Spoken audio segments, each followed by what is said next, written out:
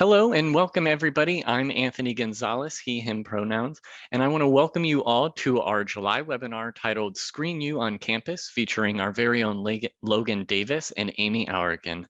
Before we get started, I do just have a couple of housekeeping slides I'd like to share with you all.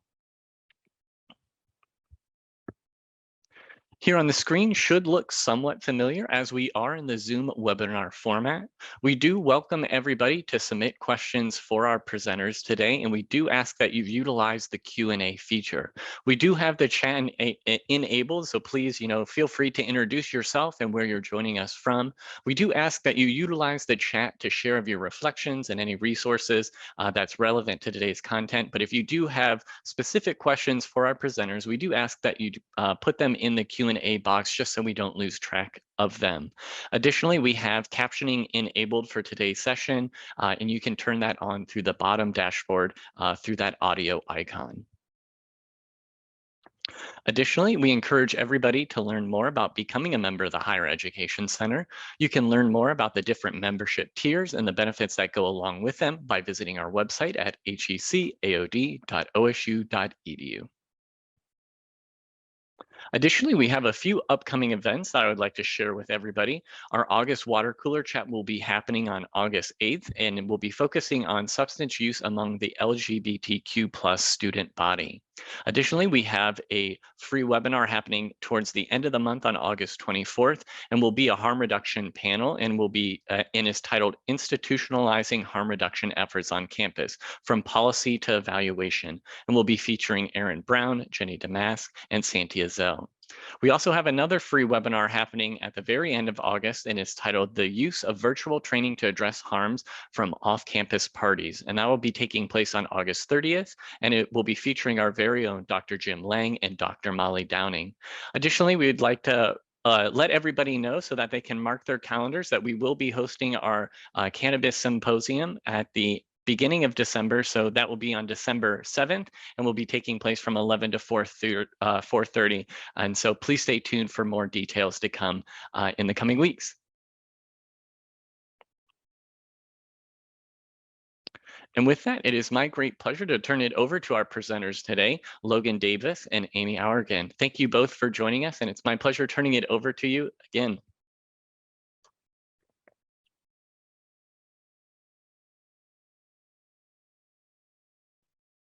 Thanks so much, Anthony, and thanks so much to Aimee for doing this with me. I'll spotlight her really quick so she can give a quick wave.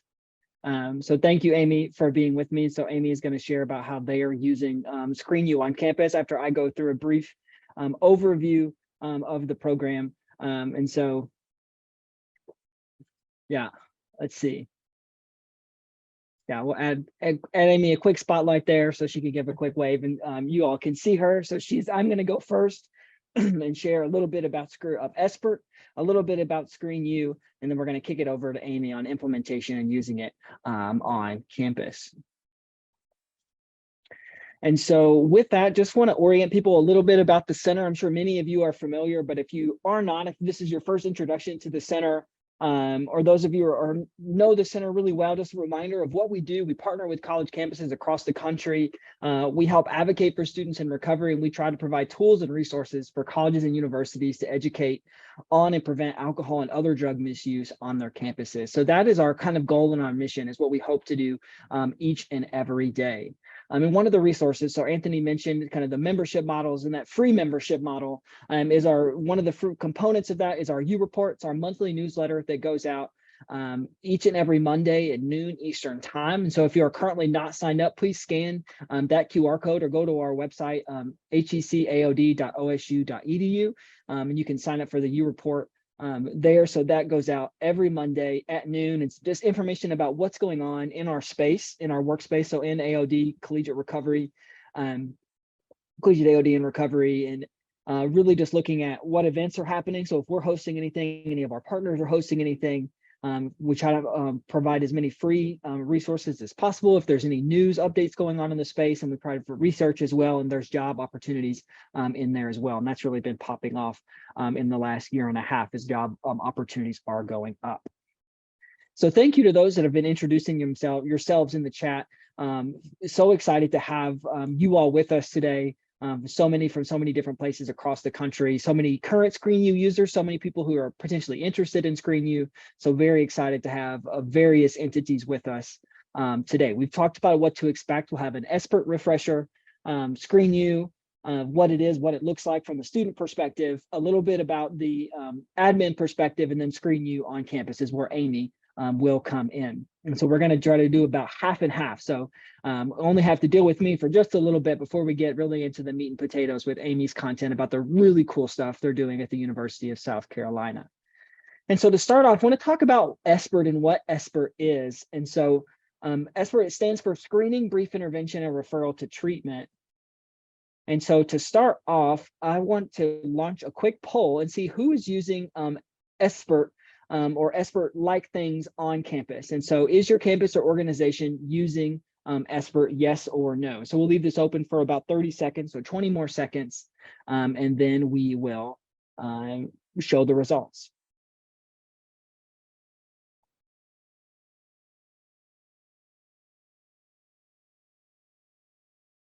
About 5 more seconds. All right, thank you so much for participating. It is almost 50-50, and so I'll share our results. So we have 52% yes, 48% no, and so that's 25 to 23, 25 yeses, 23 no's. And so we know we have lots of people familiar with ScreenU and the yes, and then we know people aren't using it or they may not be familiar with that. And then so thank you so much for answering that question. And one thing we do know about SBIRT is it is supported by the World Health Organization, and we'll talk about some other organizations that support that and regular screening as well. And one thing we do know about SBIRT, some things, not just one, some things we know is that it shown to reduce typical BAC and peak BAC, peak number of drinks, average drinks per week, average number of drinks per week, number of drunken episodes, and overall reduction in substance misuse, including cannabis frequency. We know that the overall greatest body of research around SBIRT is done with alcohol. However, there is increasing numbers in research around other substances, specifically looking at a growing body of research around cannabis.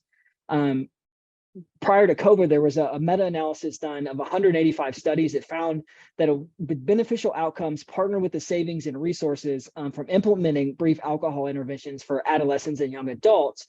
It made SBIRT a worthwhile prevention strategy.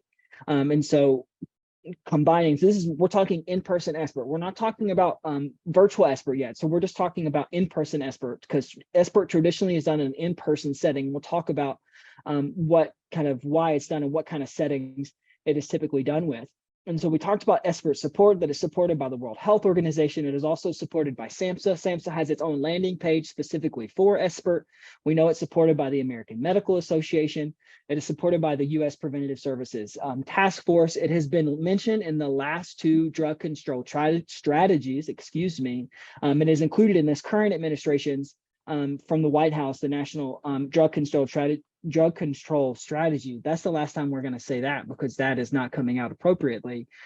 So we do know that screening is mentioned several times in this NDCS document. We're going to abbreviate it there so we don't mess up another word.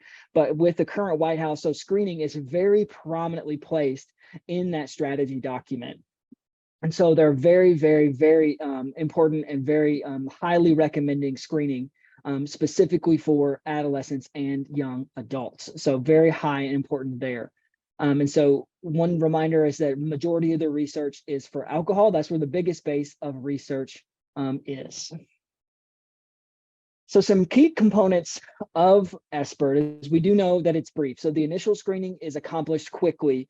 Usually the modal time is about 5 to 10 minutes, and the intervention and treatment components indicated by the screening results are completed at significantly less time than traditional substance use specialty care. So it's done in non-treatment settings. And so that's why it's brief. And then so that intervention piece is done even more quickly than it would be in traditional settings. And then so we mentioned that it's in non-treatment settings so that the clientele, the patients, the students, or our target populations are all screened as part of the standard intake process. So we're looking at,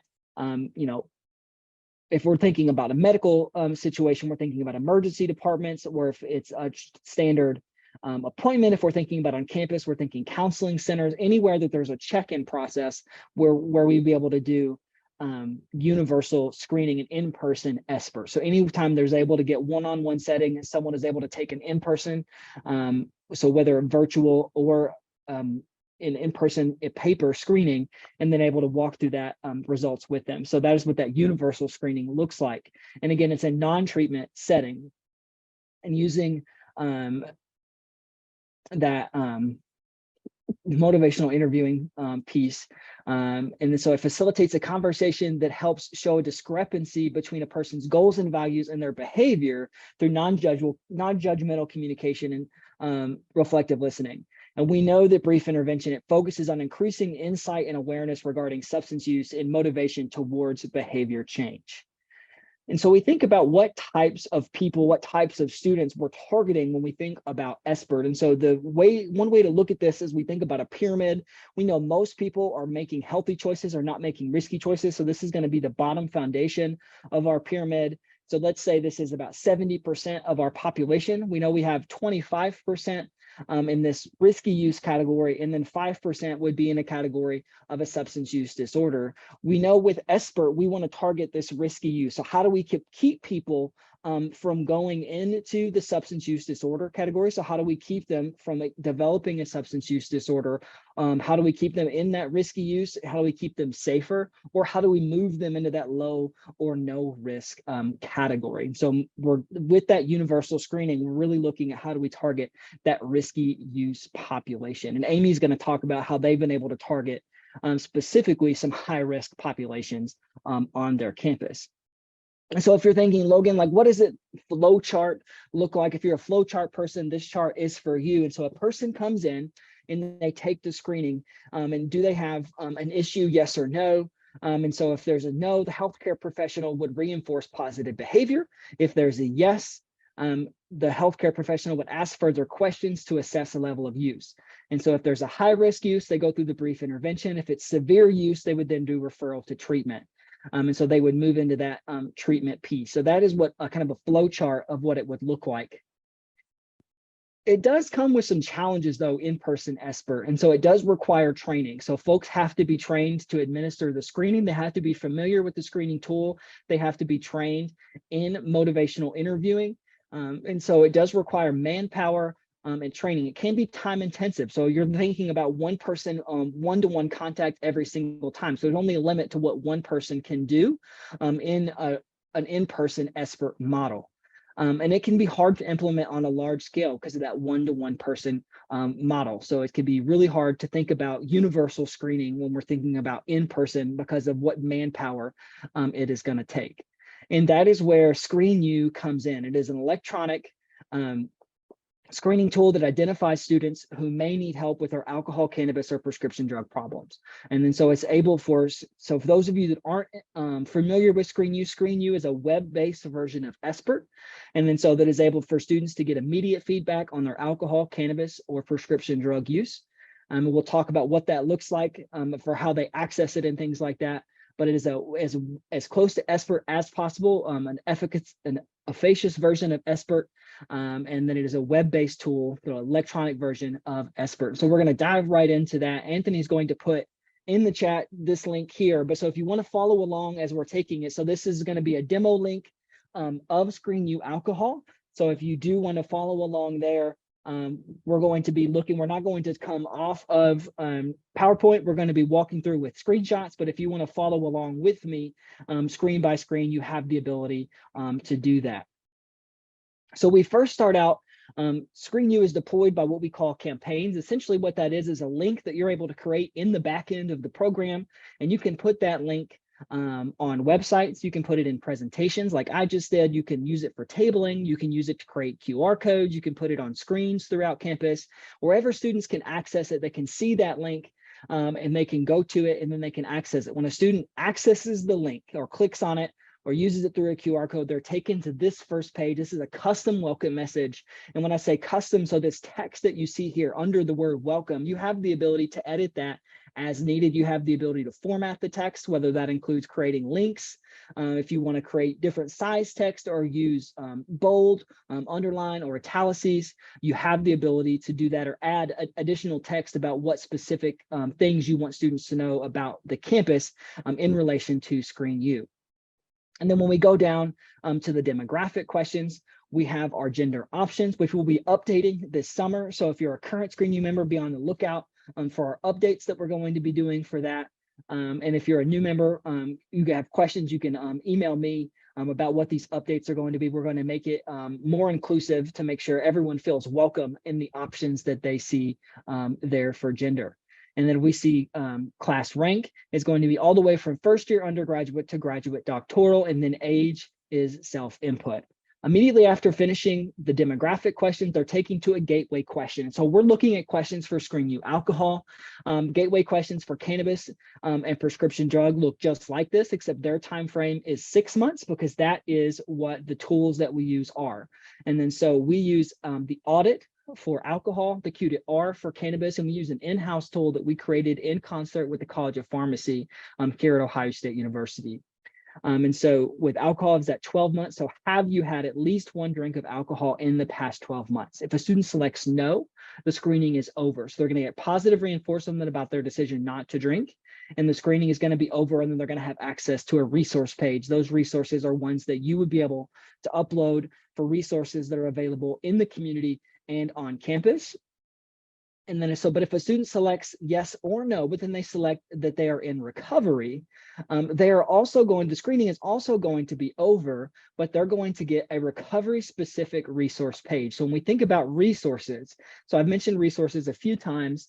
So resources are what you're able to put in on the back end. So these are resources that students get. So that is that referral to treatment piece in traditional SBIRT. And then so as students are taking it, this is the thing they see at the very end. So these are resources that you input that are available on campus or in the community.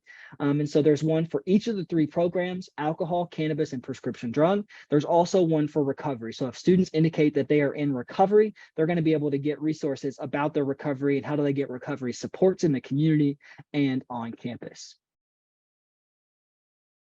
If a student selects yes, though, and they continue on, they're going to continue through the screening tool. And so this is what the questions look like. This is what it would look like on a traditional computer. The phone or the screening tool is adaptive to any type of device, such as a phone. And here's what it would look like on a cell phone. So it would look the exact same. It doesn't look wonky at all. It adapts perfectly to any type of the device that we're using. We have learned that students do like and prefer to take it on their own personal device. We did have a campus, they actually got a grant to get iPads to set up kiosks in different places on campus where they check in for appointments, so they would be able to check out an iPad while they're waiting. Students just wanted to be able to scan a QR code and use their own personal device. So we are finding that students are preferring to use their own personal device, and it works out great because it does adapt to any type of device that a student is using. So a student goes through all of those questions. Again, for the screening tools that we use, the audit for alcohol, the Q-R for cannabis, and that in-house tool we created with the College of Pharmacy for prescription drugs. So they go through all of those questions and they get immediate feedback on their use. So after the last question, they hit submit, they get immediate feedback. Their risk level is at the top in bold lettering. And then they get information about what is happening to their body. So what are some examples of high-risk drinking? Drinking to get drunk, competitive drinking, drinking games, drinking and driving. And then it continues on some of the effects of high-risk drinking, about judgment, muscle coordination, ability to concentrate. So some small educational components. After getting the feedback and being able to take that in, the next page they go to is they start the brief intervention. And so this brief intervention is all about change behavior, the same as motivational interviewing. So it is using motivational interviewing tactics, thinking about change behavior through a series of open-ended and scale-based questions.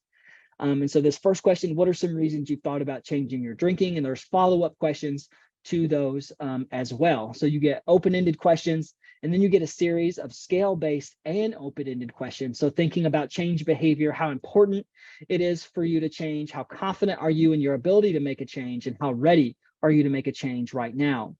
And then so follow-up questions look like this. An 8, sounds like it's pretty important to you. Who's been supportive of you in the past?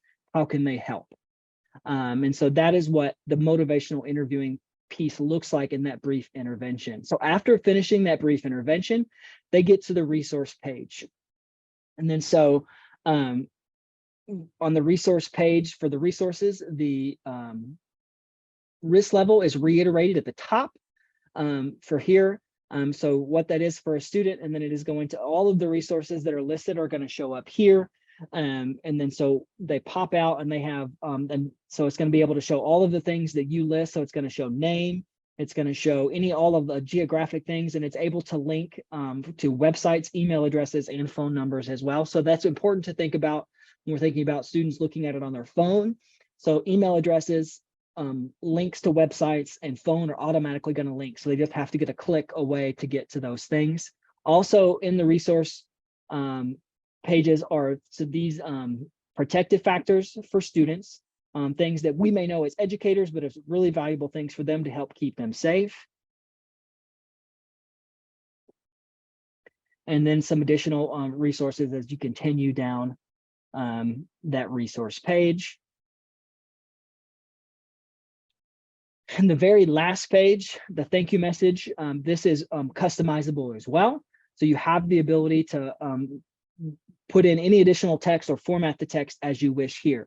The two squares at the bottom, so if a student wishes to download that resource page, they have the ability to download it as a PDF on using the bottom arrow, or if they want to email that resource page directly to their inbox, they can email it as a PDF using that email feature. There is also a certificate of completion. We've seen this be of interest in the academic side of the house. Let's say if a professor wanted to use this for class. So it does show the date of completion. It doesn't show name, obviously, because it is a fully anonymous tool. There's no way to see individual student feedback, and we'll look at reporting in just a minute. But it does have a unique completion code. And so a student would just be able to turn that in with their name, and the professor, excuse me, would just have to make sure that none of those codes match. And so they can download that certificate of completion, or they can email it to themselves in their email inbox. So that is the student-facing side of the program. We'll look just briefly at the back end and the admin side of the program. And then so this is what it looks like when the first time that you log in. I do want to highlight the toolbar on the left-hand side. So this is how we would navigate that. So campaigns is how the program is deployed. So how we are able to track. You can create an unlimited number of campaigns. Amy's going to share about some of the campaigns they've used to target specific populations on campus, about events that they've used with campaigns. And so campaigns can be created on that main campaigns page or using that create a campaign button. Campus resources is where you would be able to go into campus resources and add those resources. That's really the big lift at the very beginning. Getting things started with the account is really getting those resources added, because that you need all those resources added before you start sending out your first campaign. And then reports is what we're going to look at next. And so the reporting feature in the data that you get. So we can look at reports on one a program at a time. So ScreenU alcohol, prescription drug, or cannabis. And then so you, in the reporting feature, you have the ability to put in a date range. And then so if we're looking at, if I back up just a minute, with reports, so if we click on the main reports page, what it's going to do is you have the ability to pull a report for the lifespan of the account. So for example, if Aimee is going to pull a report for the University of South Carolina, it's going to be pull the entire 3 to 4 years that they've been using the account. So it's going to pull every single campaign that the time that they have been using the account. Now, if she put in a date range, let's say she was able to go back and they just wanted to look at spring 23. So let's put January the 5th through May 30th. We want to be even broader, January 1 to May 30th. It would pull every campaign just in that specific time frame. We do have the ability, if I'll back up one more time, if we go to the campaigns page, if we look at campaigns, there is a way to look at reporting just for specific campaigns. So there's two different ways to look at reporting. So you can look at overall reporting, and then you can look at reporting just for specific targeted campaigns that you're doing as well. And so you're like, Logan, that's great, but I want to see, show me the data. What does the data look like? What do we have access to? And then so this is what it looks like. So the data is, the report is pre-written for you. In many ways, you do have access to raw data file as well, but many of the charts are already created for you. And then so we have starting with overall risk level here on the right. So you get a breakdown of that risk level, and starting with this this pie chart, excuse me, you can click on a piece of the pie and it's going to show you additional information. And then so like, for example, this is the first question in the audit in that ScreenU alcohol. So by clicking on a piece of the pie, so this is 2 to 3 times a week. So this is that dark gold. And so by clicking on that, you'll be able to get a breakdown in gender. And so you also get a breakdown in class rank and a breakdown in age. And so that's for every single pie chart, starting with that second one, you get that as well. And if you want to look at what a full report would look like, I'm going to give you access to a ScreenU demo account. In the page that we get to where the ScreenU demo account, the links are clickable, so you can get in, you can sign up for that ScreenU demo account, and then you can look at the reporting feature in the demo account. So that will be a backend campus admin account, so you could see what a full report will actually look like. So that's ScreenU. So what are some benefits of ScreenU? It's web-based. It is a fully anonymous screening. So if a student that is taking ScreenU, so they walk through all of the questions of the screening, there is no way to see individual student responses. So you've seen the data that you get access to. You can see overall aggregate data for all of the questions that are asked, but there's no way to say individual student responses. And so it's a 100% anonymous screening tool. It is brief. We see the majority of the time that it is taking, the average time is about 10 minutes for all three. If we look at taking down the numbers, it's going to seem like cannabis and prescription drug are a little bit shorter, but that is taking into the account that less students are using those substances than alcohol. So students that are going through the entire screening tool, 10 minutes from start to finish. That is for all three programs. It doesn't require training to implement, so you don't have to be trained in expert or motivational interviewing. All you have to do is become familiar with the tool. That is about a 45-minute training with me on top of this, understanding the tool, making sure you feel comfortable deploying campaigns and getting everything set up. And so it doesn't require specific training. It connects students with vital resources. It gets them out there. It gets resources in the hands of the students right away. You get real-time reporting. Aimee will talk about how they're using real-time reporting with their fraternity and sorority community. And so it gets in that real-time reporting. So as students are taking it, you get that real-time data. There's customizable elements. We talked about that welcome and thank you message. And it has programs for alcohol, cannabis, and prescription drugs. So for you flowchart people, this is a flowchart of ScreenU of what it looks like. So the person takes the screening, they get their risk level feedback, they go through motivational interviewing, and then they get their resources. Students who don't report misusing receive positive reinforcement and an opportunity to see resources that can support their low-risk choices. We talked about how students in recovery get that specific resources as well. And the resources are specific to the risk level and readiness for change. And then so that is where that comes in. Great question. So a question came in, it's 10 minutes. So it's 10 minutes for each. So it'd be 10 minutes for ScreenU alcohol, 10 minutes for ScreenU cannabis, and then 10 minutes for ScreenU prescription drug or ScreenU RX. Great question. Thank you. So a few things, I'm going to fly through these to give Aimee enough time to get through her things because she's really the star of this show, but its ability to reach a broader audience, easy access to downloadable data, and then can involve multiple departments on campus. So some of those departments, this is just a snippet of what we've seen some of our members use. We've seen it in student wellness. That's usually where it is housed the majority of the time. We've seen it done with athletics, fraternity and sorority life, student health services, academic advisors, outreach events, residence life, student conduct, and counseling centers. When and where that's utilizable throughout the entire year: wellness presentations, academic advising presentations, athlete orientation, new student orientation, and then FSL, which I've mentioned. Aimee's going to really blow you away with the really cool stuff. That is my background in higher education, so that's why I mention it so often. I pick on my own people, but they're doing some really cool stuff at the University of South Carolina in the fraternity and sorority space. And so how to campuses make it happen.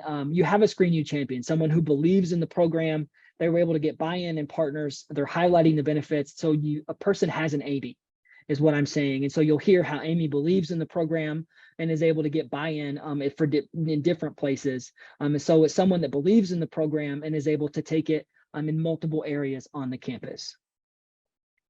And then so here is in the demos. And so on this page in the slides, these are clickable. So the first three are going to be a student-facing side of the program. So it's going to be that the actual screening that students would see for alcohol, cannabis, and RX. And then the demo account, it's going to be a Qualtrics link for you to sign up. And after you sign up, you're going to get the sign-in information for that. And so those are clickable in the slides. I'm going to put resources up really quick and then make sure to see if there's any questions. So it did get a question come in really quick, Aimee, before I hand it over to you, is how ScreenU is similar to basics, to basics programs that most campuses offer. And you may be able to help answer this question as well, Aimee. So we've actually seen campuses use this in basics. And so it doesn't take the place of basics. It can give you students feedback for when they're taking, when they're kind of getting feedback or understanding their use in the process of the basics program. And with that, I'll hand it over to Aimee, and she can actually start with that question. And a great question came in so ScreenU for access to all three programs and a full membership to the center is $2,500 a year. Access to one of the three tools and a full membership to the center is $1,000. And so access to two tools would be $2,000. Access to three tools is where the discount comes in at $2,500. And we can talk about that individually as well. Let me make sure there's no questions in the comments real quick, Aimee. And then I am going to, yep, perfect. Hand it over to Aimee. She'll start with that basics question and then she'll get into her slides. Thank you, Logan. What a great overview. And I am excited to talk about ScreenU, and ScreenU really is the star of this today.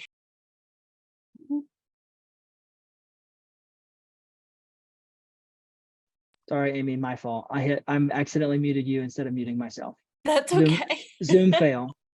Okay, you can hear me now though. Yes. Okay. So we call ScreenU mini basics because it is the same concept of a screening and a brief intervention, but instead of getting all of the rapport and relationship building that you do over an hour in basics, this is a way for a student to kind of plant a seed or capture that brief screening in 5 to 10 minutes. And so it's much shorter. It's the same kind of concept. It's just condensed instead of lengthy like basics is. So maybe that answers your question. I'm going to talk a little bit about what we have been doing at South Carolina with ScreenU since we added it to our programming several years ago. And I make the argument that we are shifting campus culture and having a conversation about what problematic use looks like through our use of ScreenU. So that's hence the title. So a little bit about us. USC is the public flagship university in South Carolina. We are located in the state capitol, literally blocks from the Capitol building where the legislators hang out. We are a large campus with 26,000 undergrad. We've got a lot of the good academic things going for us. Top public honors college, international business and sports science programs. All these really great academic things that are happening. We are the original home of the first year experience program. And so that's where a lot of folks recognize us, because the birth of the freshman seminar was here at USC. We are also in the Southeastern Conference for our athletics. We love our football fraternities and 5 Points, which is our entertainment district that is walking distance from campus. And so you might be hearing some of those risk factors for our campus when it comes to high-risk drinking. So those strong athletics, the fraternity focus, the alcohol outlet density very close to our campus, About half of our students are out of state, which means they come from another place. They come here for the warm weather and the beautiful location and to college. And that involves all the fun things that in their mind, they think they need to live up to. So yep, there we go. Thanks, Logan. So our comprehensive approach, and I say this so that we have some context around the work that we're doing with ScreenU. Nothing is a silver bullet, right? So we can't do any one thing and say, well, we invested our $2,500 in ScreenU, and so our problems are solved and we don't have to do anything else. ScreenU screening is part of our comprehensive approach. And so here's some examples of the work that we're doing to really think through how do all these things fit together? How do they work along the social ecological framework to make sure that we are reinforcing all of our work and helping create an environment where students can make healthy decisions around their alcohol and other substance use, and where they're supported in doing that. So screening as a part of that. When the Higher Ed Center launched ScreenU a few years ago, I went to one of Logan's presentations and thought, I think we can use this. I think we have some opportunities here to try to figure out how to make this work on our campus. And here's a way to take a really evidence-based, solid strategy and how can we incorporate it into what we're already doing on campus. And so lots of folks talk about SBIRT in the health care settings, and I looked around the rest of campus because I thought there were some other opportunities that might be maybe some lower hanging fruit to build in the screening. So here's our student conduct outcomes. So when a student has an alcohol or drug offense, there are some very standard process that they go through. We're very clear about that and what's going to happen. And so I went to our, go ahead to the next slide, Logan. I went to our conduct folks when ScreenU launched, and I said, I think we can add this into the workshop that we're doing for first-time alcohol violations. At that point, we were doing a pretty traditional kind of in-person group alcohol education co-facilitated by grad students from our office and from student conduct to talk about standard drink sizes and what's the university policy and some bystander intervention education. And it ended with some goal setting around risk reduction. I said, I think this would be a good place to kind of add in this ScreenU piece. And also maybe make it a little bit more evidence-based, because this was a workshop they had kind of created before I got here, and there was no evaluation about like, are we changing behavior or having an impact?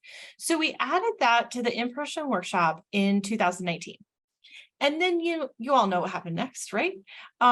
Spring of 2020, we switched to using ScreenU and an online program called Therapy Assisted Online as the required sanctions for first-time alcohol violations. And since spring of 21, we've been using ScreenU along with an online program called Alcohol 101 for those first-time alcohol violations. So we have really, it was a timely moment of having this online tool that we could use in a moment where we had to suddenly switch everything to online. ScreenU became one of the resources that we used for that. And so, go to the next slide, Logan. For the first time ever, we had data about the drinking patterns of our first-time alcohol users or violators. They had not been collecting this data prior to that. There was some sort of satisfaction and surface level evaluation built into that workshop. But this was the first time we were able to say, look at the differences between our campus and our students who've been sanctioned. This is first-time alcohol violations. Really gave me a chance to say to our conduct folks, to our housing and residence life folks, to our campus police, hey, y'all are doing a good job of catching folks who may be having some risky behavior and might need some intervention. So I know we think that, oh, everybody has, these are the kids who just happen to get caught, no big deal. For the first time ever, we had data that showed that actually, no, they were higher risk than the rest of campus. And then I went to the next slide. So then I had some grad students in my office who said, Aimee, we really want to do a project for like the research symposium thing on campus. And do you have any data that we could use to kind of think through? And one of them had been working on some of the programs that we were using ScreenU and said, I'd really like to dig more into ScreenU. And so I was able to say, sure, go for it. Here's data, play. And so they actually downloaded the raw data from ScreenU and then categorized it into the answers to these questions. So students who screened at a higher level of risk get this question: what are some reasons you've thought about changing your drinking? As you saw when Logan showed you, it's completely open-ended. So they can write whatever they want. And so our grad students kind of analyze that and put that into, some fancy graphs and things they were able to present at Discover Day for USC, which is like a big deal for them and their resume, and also able to give even additional feedback to the folks who work with our sanctioned students to say, these are some of the things that are kind of driving their interest in making a change. And so maybe when we talk to you one-on-one classes, the legal risk doesn't necessarily need to be the priority as we're talking about reasons to drink in a healthier way. Here's some other factors that we kind of need to talk about so that we're being inclusive of all the things that are motivating students to think about changing their drinking. If you go to the next slide, Logan, there's some really great quotes from students who participated in ScreenU as a sanction. And I think this is one of the places our conduct folks spend a lot of time with students who are mad, right? Bless them. They spend a lot of time with students who are who've made a choice that isn't the greatest and are trying to figure out what to do with that. And they are holding folks accountable. And that is not always very fun. And so being able to give this back to our hearing officers and our conduct staff and say, here's some of the things they're learning from this experience was really powerful for them to say, oh, look, we are having some impact. It is making a difference, even if they're mad when they talk to me. We're giving them an opportunity to reflect on what's going on. And you can see that in the comments and in the changes that they've made. So that was our kind of first step into using it and to really engaging our stakeholders in the conversation. And so our conduct folks became some of our biggest allies in talking about ScreenU because they saw how it worked. They saw the reports I was able to create to give back to them and the success there. And so then we moved on to our fraternity and sorority members. And I know Logan and I love these folks, right? They are some of my favorite people on campus. They are also the folks who do a lot of the high risk behavior. And so we're constantly searching for ways to make sure that we are effectively educating them. We do prevention and education presentations for mostly fraternity and sorority chapters, often as a sanction because the organization has gotten in some kind of conduct violation related to alcohol or substances. Some groups, particularly now, will call us in ahead of time and say, hey, we have formal coming up, or we have beach weekend or some other event, and can you come in and do a presentation for us ahead of time so that maybe we don't get in trouble, which is I'm always excited about. So as we were doing something using the small group social norms presentation, using that model really with a focus on the group telling us what are the risks of different activities, right? So tell me, how risky is this? And then the facilitator getting the group to say, what's the risk for these things? We had been averaging 5 to 6 organizations in a year. And as we added in ScreenU, we have really increased. You see that steadily every year as word of mouth got out of like, hey, this presentation is good.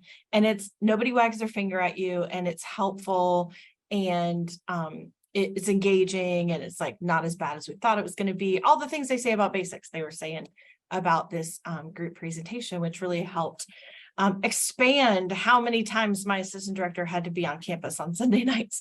So the next slide has an example of some of the ways, the approach for that small group social norms model. And I'm always happy to share more of the slides that we use if you're interested. So we use a online kind of polling software where students are answering on their phone and then showing the data in live time. So which of these strategies have you used in the last month?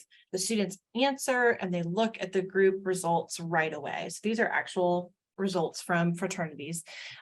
What's really helpful, you notice that we organized that question very intentionally, right? So there's not a there's not an option there that's bad. But we're able to say, hey, look how great. Over a third of you say you eat a meal before you start drinking. Why? What are the reasons you want to avoid drinking on an empty stomach? What are the foods you should eat before you drink? How great it is. Are we surprised that almost a quarter of you choose not to drink? What are the reasons why people choose not to drink? Like reinforcing. And because it's not coming from me as a facilitator, it's coming from them. It really helps the students be more engaged in that conversation. And so here's another example. How risky is a brother driving home after 5 drinks? Is that low risk, moderate risk, high risk? And then we get to ask the question, what makes it risky? What would make it less risky? What are the risks to the chapter? What are the risks to that brother? But what are the risks to us as people who are connected to him through our organization? What can we do about a brother who is walking towards the door with his keys after having that many drinks? And so it's a way to engage folks in this conversation. I'm telling you all this because this primes the conversation. So we do 5 or 6. So we're spending 20 to 30 minutes doing this kind of presentation and engagement and conversation before we then have them do ScreenU during the presentation. So this is kind of priming them, having the conversation, getting them set up. And then right in the middle of the presentation, we put a QR code and a bit.ly on the screen and say, okay, everybody pull out your phone, do the ScreenU thing.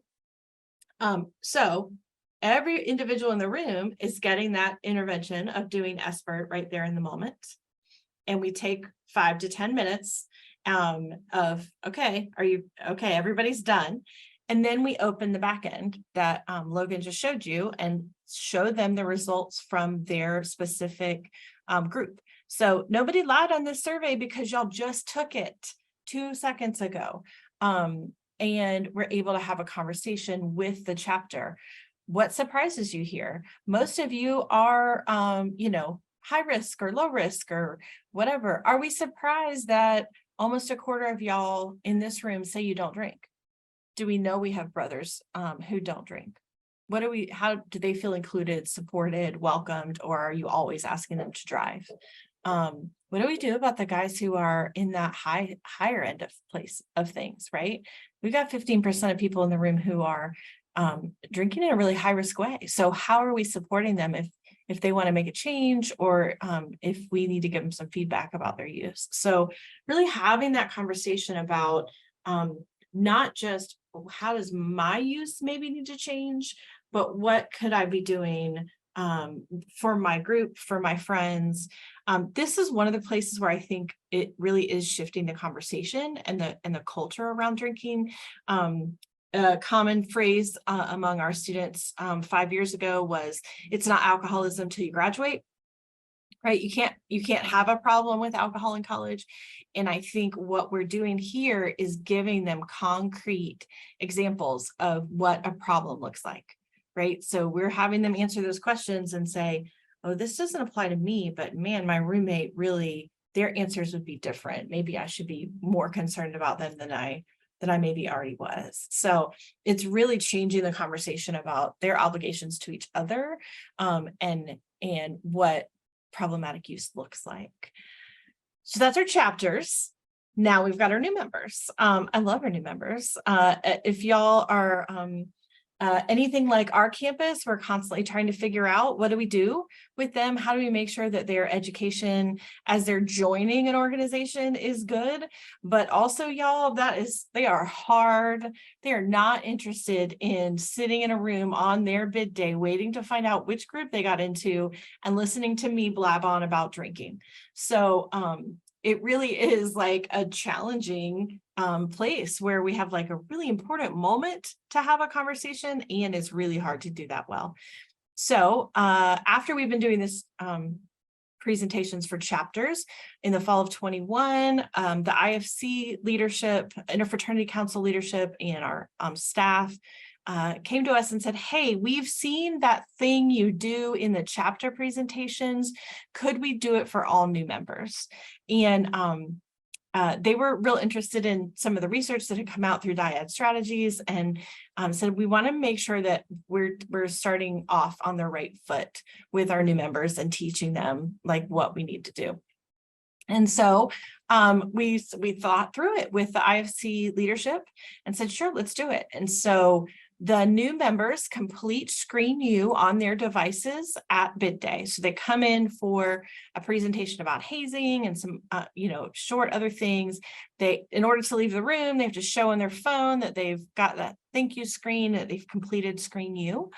And then the next day, we do a panel where we share the results of what they just saw, talk about some risk reduction strategies, and do that using a panel of fraternity leadership. So the next slide, I think, has got some examples of how the conversation, actually my slides might be on. Go ahead to the next slide, Logan. The IFC new members take that before they leave the room on bid day. This is what their numbers look like. So this is 2022 and 21. So we've done it for the last 2 years. Big shifts between last year's group and this past year's group, which is interesting. But again, for the first time, we have data about our IFC new members, literally on the day they're joining their organization. These are some of the highest risk students on our campus. They are the folks who are using, and we knew that from other data, but it's really interesting to say, wow, y'all, so a week, 3 weeks into your college experience, 24 hours into your fraternity experience, a quarter of the room is drinking in a way that is identified by the World Health Organization as pretty high risk. And so that conversation was able to give us some really solid data about our new members. And then if you go to the next slide, this is the presentation we did. And so we knew again that the answers did not need to come from old folks standing in front of a microphone. And so we presented this with myself or my assistant director, do a little bit of education and show them their data from the night before. And then we have a panel. This past year, it was the president of a Sigma Nu chapter, the IFC's vice president for conduct, Delta Del Delta's director of risk management. And we practice with these guys ahead of time just to make sure they kind of know what they need to say. Really want this to feel like your big brother giving you some inside scoop into what this experience is going to be like. And so they answer these questions and they're fairly honest, and they talk about all the things that they wish they'd known, or that ways they've seen other people struggle. We keep some slides up on the back with like, what do you do to reduce your risk? We've got a slide behind them that shows the norms around different risk reduction strategies. What should you do? What should they do if somebody has too much to drink? And we've got information about our signs of overdose and Good Samaritan policy. So we've built the education in, but they're really listening to these senior leaders within that they respect, talking about like how to help and what to do. So that's been a really cool experience with our new members, but also a way to, oh, look at the time. Okay, sorry. I can talk about this for a really long time. All right, go to the next slide. This past fall, we also added our Panhellenic sorority women to that, and folks were real surprised that they are a little bit higher risk than they kind of thought. And so that has been a good conversation. Keep going. I'm going to fly through to talk about our Dry January campaign. So we've done this with all these different groups. And then we said, okay, how do we get our peer educators wanted to they had been doing this Dry January, like promoting people taking a break from alcohol. And so we set them up with tables in the gym. Do you know the busiest building on campus in your school year? I guarantee you it is your gym in January between 4 and 6. And so every Monday in January, we were in the gym and some other places around campus. About almost 400 people completed ScreenU alcohol in January. And it's a crazy mix of really fun ways of getting people engaged. We weren't sure that we were going to be successful. And one of the most easiest ways that we've gotten people to do this thing is with bananas. Logan forgot his banana costume. He said he was going to wear one today. So bananas are cheap. And when you're leaving a gym from the workout, you want a banana. And so we have reached the point where we have to hide the bananas until we are set up for the table, because they were literally swarming our peer educators and saying, how do I get a banana? I want a banana. What do I have to do to get a banana? Hilarious. Never would have guessed that that is the cheapest giveaway I have ever found, honestly, and the best incentive for getting students to take to do ScreenU. On the next slide, you get a little bit of the data. And I think one of the best things that we have seen in that is the diversity in students that we were able to reach with that. So I don't have any other programs where a quarter of the participants are juniors and seniors. And so we're getting a lot of our high-risk folks in the gym, but also just a broader mix than some of the places that we normally are hanging out with them. So finally, some challenges, some tips. As you're thinking about this, it takes some steps to train peer educators to figure out what that looks like, to talk about, to explain what ScreenU is and what screening is. I think COVID helped us in a lot of ways, because it was like, you know how we're testing everybody to see if some of us might have symptoms that nobody noticed? That's kind of what we're doing here. Everybody's taking ScreenU so that the folks who are maybe showing signs of a problem with their substance use are going to get noticed and recognized and get some support and help they need. And so I think that has been a helpful thing for us. We've done a lot of demonstrations. So just like Logan shared some links with you, we went to every meeting we could come up with, our fraternity councils, our student government, our academic advising, and all those different staff meetings to say, hey, we have this new tool that we think is pretty cool and we want to share it with you. And you can get on your phone and pretend to be a 19-year-old who drinks too much and see the feedback that you get and see that it's a pretty cool resource. And then finally, just using the data to build relationships. So many of our folks we don't have data about some of these populations. And so being able to give them that report really helped to get me some champions around campus that we didn't have before. And finally, so the next slide has, okay, so these are my ideas for implementing ScreenU. You heard some from Logan. On the left are things that we have done. So sanctioned students, fraternity and sorority, U101 as a potential assignment. Y'all, we put a link on our website, like just on our website, and 100 people took it last year from that link on our website. I never would have guessed that that was a thing. On the right is all the things I want to do, and I haven't figured out a way to do it yet. So if you figured out how to do it on your campus, then you can present with Logan and talk about how you've used it in waiting rooms or for students on academic probation or whatever other places you can think of. Like Logan said, if you can find a place where students are waiting and hanging out and waiting to see somebody or do something, maybe they need a kiosk or a tablet or a QR code that takes them to ScreenU. So, whew, that's what I got. Sorry for running a little late. What questions can we answer for you? Thank you so much, Aimee. We have a couple minutes for questions. and I know we're right at the 3 o'clock mark, so I understand people may have to leave. I do want to let you know that I will be emailing everyone who attended today, and so you will have the ability to reply to that email and ask me specific questions. And I can, if you have a question for Aimee, I can loop her in as well. Here is our contact information.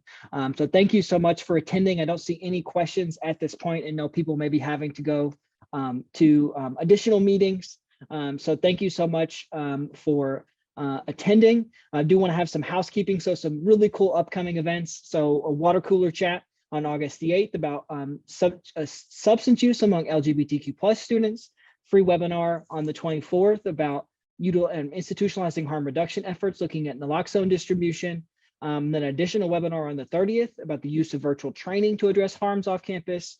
And then lastly, our cannabis symposium. Save that date for December the 7th, a most of the day event. And stay connected with us. We are on LinkedIn now. I think that makes us professional as social media shifts in our world. So please stay connected with us. The easiest way to do that is with our U report. And you can learn more on our website at hecaod.osu.edu. One last thank you to Aimee. Thank you so much for doing this with me, being my co-partner in this and sharing of your expertise and knowledge and just being such a great champion for ScreenU. So thank you so much, everyone. Hope you have a wonderful day, a rest of your week, and the rest of July as we start to wrap up July. So thank you. Take care and best wishes, everyone.